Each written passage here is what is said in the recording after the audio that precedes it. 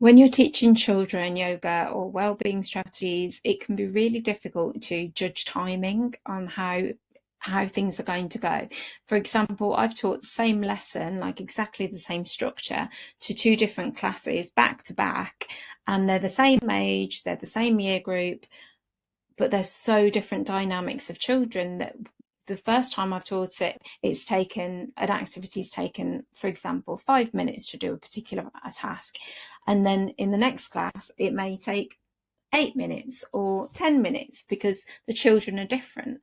And so one thing that I find really useful for me is to have lots and lots of ideas up my sleeve for those times where the time just goes and it's just really fast, because that does happen. Sometimes you'll get a class of children or a group of children and you'll be teaching them and you'll have your plans and you'll have ideas, and then suddenly you're like, oh, they've done all the things I had planned, and we've got ages left, and that can happen.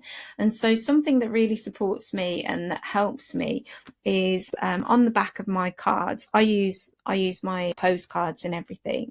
These postcards are available on my training, the Wellbeing Journey. That's like part of the pack that you get is the postcards. But on the back of the cards, I've got loads of different ideas. And so this is something that you can do whether or not you've got my cards. So you don't necessarily need my cards to do this. I'm just using this to show you the kind of thing that I have access to when I'm teaching.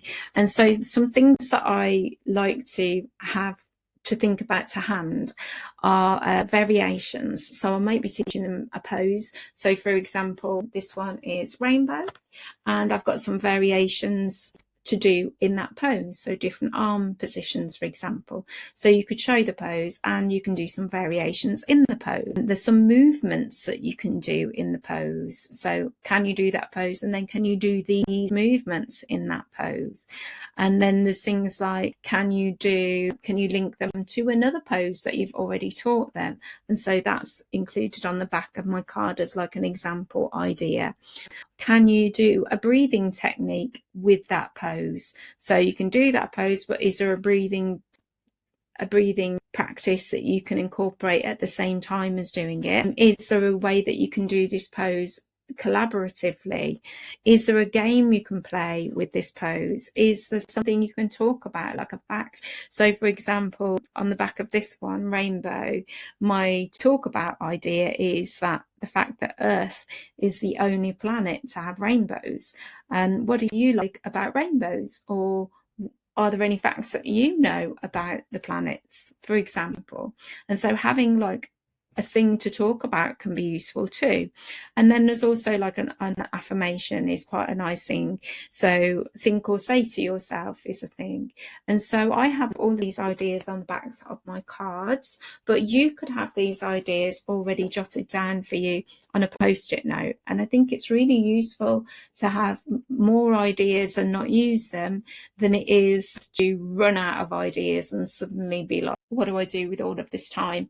And it's something that comes with lots of practice. So when you've been teaching for a while, then you'll have all of these things in your head and you'll be like, oh, okay, we've got some time, let's play this game in this pose. But it's really useful to have those ideas with you. So yeah, it might be helpful to have some post-it notes and jot down lots of ideas. So if you're fairly new to a particular aspect in a particular type of class, or if you're new to yoga teaching with children or something like that, then it's really worth thinking through some different aspects that you can do with the same pose, rather than teaching like, oh, okay, I'll just teach you some new poses, some more poses.